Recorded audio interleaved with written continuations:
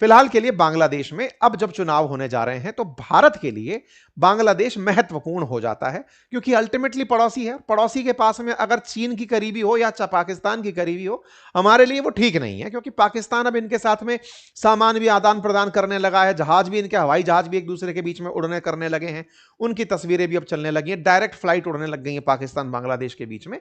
तो भारत के लिए बांग्लादेश में किसी और पड़ोसी का दखल, पाकिस्तान और बांग्लादेश, पाकिस्तान और चाइना का दखल मिनिमम रहे, हम इनसे यही चाहते हैं। लेकिन इन सबसे परे एक भाई साहब अपना पूरा रोल प्ले कर रहे हैं, इन्होंने अपना एम्बेसडर यहां भेज रखा है साहब।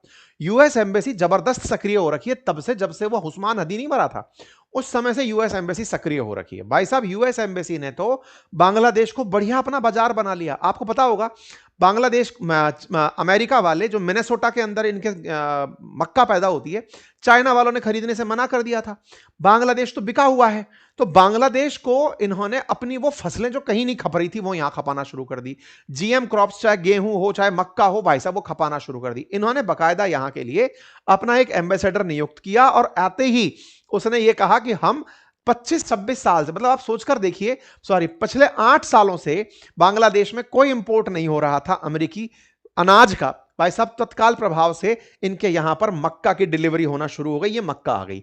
मतलब बांग्लादेशियों को पता ही नहीं चला कि एक आदमी जो चुना नहीं गया था, मोहम्मद यूनुस, वो इनके लिए कौन से एग्रीमेंट कर गया, जिसके चलते अमेरिकी सामान धड़ाधड़ बांग्लादेश में आने लग रहा है, अमेरिका की फसलें आने लग रही हैं।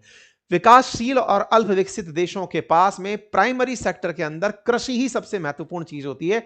अगर वो भी विकसित राष्ट्र इनको देने लगे तो ये लोग तो कटोरा हाथ में ले लेंगे, पाकिस्तान से भी बुरा हाल हो जाएगा। विचारणीय है कि बांग्लादेश को मक्का अमेरिका से मंगानी पड़ रही है, गेहूं भी अब ये अमेरिका से मंगवा रहा है। ये यहां पर इनके अभी इन्होंने बिठाए हैं अपने एम्बेसडर ब्रेंट टी क्रिश्चियन, वो सभी तस्वीरें शेयर करते हुए दिखाई दे रहे हैं कि देखिए साहब, हमने मक्का पहुंचा दी है इतने साल बाद, 8 साल बाद मक्का, क्योंकि शेख हसीना मक्का यहां पर नहीं उतरने देती थी कि हम नहीं बिकने देंगे, फसलें तो हम खुद ही बना के खाएंगे साहब, कोई बात नहीं।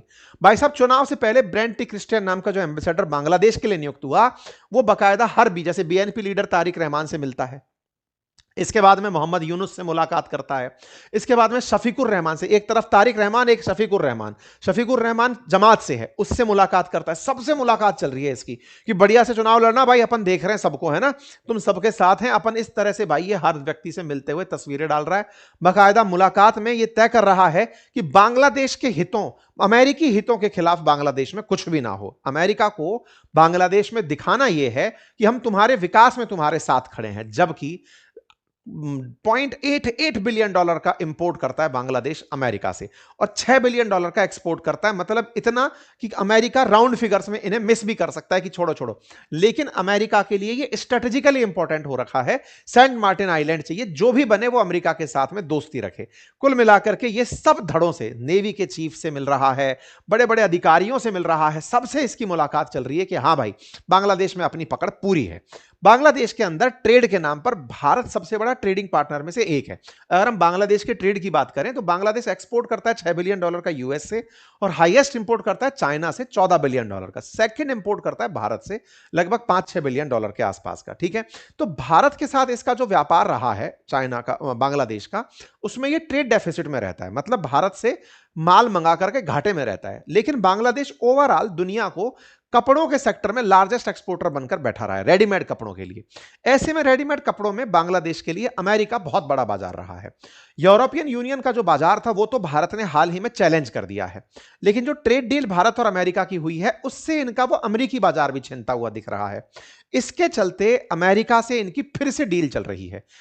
ये जो मोहम्मद यूनुस है ये अमेरिका के साथ कोई सीक्रेट डील करने लग रहा है। इलेक्शन से 3 दिन पहले सीक्रेट डील की न्यूज ने माहौल गरमा दिया है कि भाई ऐसा क्या है कि पहले ये व्यक्ति 50% टैरिफ से 20% टैरिफ तक के लिए अमेरिका को मनवा कर लाया, अब फिर से ये कौन सी सीक्रेट डील कर रहा है, और डील में सीक्रेट शब्द क्यों यूज किया जा रहा है कि ये बताना नहीं है किसी को कि हम बदले में क्या करेंगे। तो ऐसे में बांग्लादेशियों को अपने आप को भी ये समझना होगा कि उनके साथ खेला तो नहीं हो रहा है, कहीं ऐसा तो नहीं है कि इनके यहां पर गेहूं को, मक्का को, जीएम क्रॉप्स को आने दो, बांग्लादेश को उनके लिए केवल एक आइलैंड बनाकर छोड़ दो कि इनके काम का, अमेरिका के काम का ये जगह बनकर रह जाए। बांग्लादेशियों को वाकई में अगर समझ रहेगी तो वो एक दिन मोहम्मद यूनुस जैसों को कोसेंगे बाद में कि उन्होंने उसके साथ क्या बिगाड़ा किया।